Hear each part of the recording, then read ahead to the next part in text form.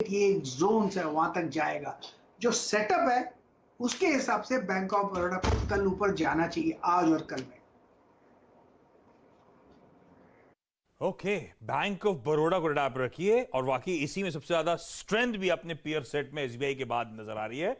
ये हो सकता है बढ़िया ट्रेड, और इसमें इस समय 83.8 के लेवल्स नजर आ रहे हैं, 86 से 88 के जोन्स को टारगेट करने के यहां पे मौके, तो बढ़िया मूव आता हुआ इस स्टॉक में। बाकी आज लार्जली जो गेन्स हैं वो प्राइवेट बैंकिंग स्टॉक से ही आए हैं। तो आईसीआईसीआई बैंक, देखिए वीरू ने एचडीएफसी लिमिटेड की बात छेड़ी थी, आईसीआईसीआई बैंक और एचडीएफसी बैंक दोनों अच्छे मूव्स दिखाते हुए। गौरांग सर, क्या रिलेटिव कॉन्फिडेंस? एचडीएफसी बैंक एक रैंक अंडर परफॉर्मर, ये 1400-1500 के जोन्स पे लंबा कंसोलिडेशन, ये एचडीएफसी लिमिटेड के बाद एचडीएफसी बैंक पे दाव लगाने के आप लोग सोच रहे हो क्या? प्राइवेट बैंकिंग स्पेस में आप एचडीएफसी में कंफर्ट आ रहा है कि एचडीएफसी बैंक में? दिग्गज बैंक हमेशा रही है और निजी क्षेत्र की रहेगी ये। और कई बार ऐसा होता है कि कुछ निवेशकों को सिर्फ एक नाम लेने से ही बहुत ही आराम हो जाता है और निश्चिंत हो जाते हैं, और उनमें से एचडीएफसी समूह की चारों ही कंपनियां शामिल है उस सूची में आशीष। फिर वो चाहे एचडीएफसी लिमिटेड हो, एचडीएफसी बैंक हो, एचडीएफसी एएमसी हो या एचडीएफसी लाइफ हो। और मेरे ख्याल से सोमवार के दिन ही नतीजे आए थे एचडीएफसी लिमिटेड के आंकड़ों को देख करके। मेरे ख्याल से कुछ लोगों को बाजार में निराशा दिखाई दी। भाव था करीबन 2450 के आसपास का, और तब हम आपके सहयोगी चैनल सीएनबीसी बाजार पर बैठे थे 2:30 से 3:30 के शो में, और हमसे प्रश्न पूछा गया और मैंने केकी मिस्त्री जी की टिप्पणियां भी सुनी थी उस समय पर। तो सुनकर तो मधुर वाणी लगी और निश्चित हो गए कि कारोबार को लेकर के कोई चिंता नहीं है। और उस लिहाज से इस समूह की सभी कंपनियों पर हम ये बात रखना चाहेंगे। और मैं तो ये कहता हूं आशीष के, अगर आपको और कहीं ध्यान नहीं देना है और भटकना नहीं है, तो ये चारों ही कंपनियों में आप एसआईपी कर लीजिए 3 साल से 5 साल के लिए, या फिर ज्यादा है आपके पास समय सीमा तो और भी ज्यादा उचित है। और तत्पश्चात मेरे ख्याल से आप मुस्कुराते हुए आप अपने बैंक के पास जाएंगे अपना मुनाफा जमा करने के ना, लिए। ये तो खैर, ये तो ब्लू चिप्स हैं, इनमें इन्वेस्टमेंट करिए, एक्यूमुलेट करते चलिए, अच्छा आउट परफॉर्मेंस आएगा। लेकिन पालवे साहब, मेरा सवाल दरअसल, अब एचडीएफसी बैंक में कुछ परफॉर्मेंस लौट रहा है जब banking as a pack up move दिखा रहा है, तो हम लोग के लिए असमंजसता ये है कि एचडीएफसी बैंक या आईसीआईसीआई बैंक ज्यादा बेहतर ट्रेडिंग के लिहाज से कौन सा सेटअप नजर आ रहा है?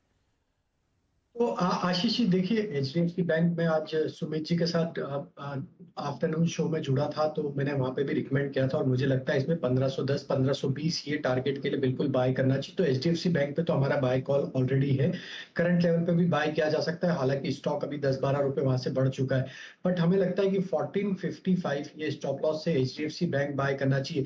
आईसीआईसीआई बैंक का टेक्निकल सेटअप अगर दोनों का कंपेयर करें तो नो डाउट आईसीआईसीआई बैंक का टेक्निकल सेटअप काफी प्रॉमिसिंग है, और जिस तरीके से इसमें तेजी बनी हुई है और जो सस्टेन कर रहा है हायर साइड पे, तो आईसीआईसीआई बैंक को भी बाय किया जा सकता है। मोमेंटम प्ले इसमें भी कंटिन्यू रहेगा।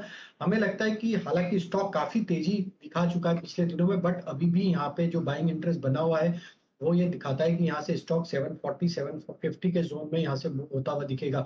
तो आईसीआईसीआई बैंक भी बाय किया जा सकता है, बट रिस्क टू रिवॉर्ड अगर देखें तो अब यहाँ से एचडीएफसी बैंक में काफी सेफ्टी है, बिकॉज स्टॉक में अभी भी अपने प्रीवियस हाई की तरफ इसमें बढ़ने की काफी जगह बची हुई है। स्टॉक अपना एक बेस करेक्शन के बाद बना के यहाँ से रिवर्सल दे रहा है, तो हमें लगता है कि एचडीएफसी बैंक काफी अच्छा विकल्प रहेगा यहाँ पे अगर बाय करना है दोनों में से।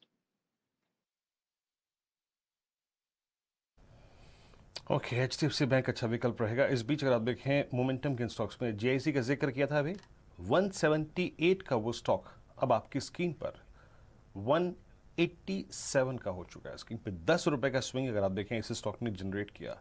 क्लोजिंग के वक्त उन स्टॉक्स पे ध्यान दीजिए जो कि लोअर स्विंग से ऊपर आ रहे हैं और जो कि अब तक नहीं चले थे। सब जो चल चुका था वो हल्का सा अगर आप देखें नीचे आ रहा है, बाकी जो नहीं चला था वो अगर आप देखें लोअर लेवल से थोड़ी सी बाइंग विटनेस कर रहा है। अच्छा, एसबीआई के नंबर्स ने आप यकीन मानिए जो सेकेंड लाइन ऑफ स्ट्रेंथ होती है ना, वो एक्सिस बैंक में झोंक दी है, वो आईसीआईसीआई बैंक में झोंक दी है, और बैंक निफ्टी अब यकीन मानिए तो आशीष 9 मार्च के बाद अब तक के हाईएस्ट लेवल पे आ चुका है ये स्टॉक का।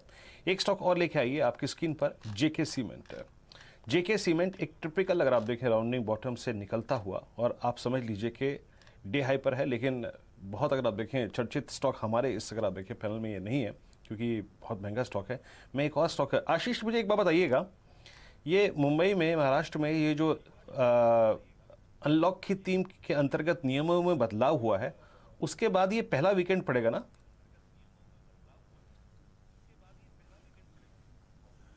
हाँ पड़ेगा तो पहला, लेकिन आपने इतना आसान सवाल नहीं होगा, कुछ ना कुछ। आप मेरा प्लान तो नहीं जानना चाहते ना?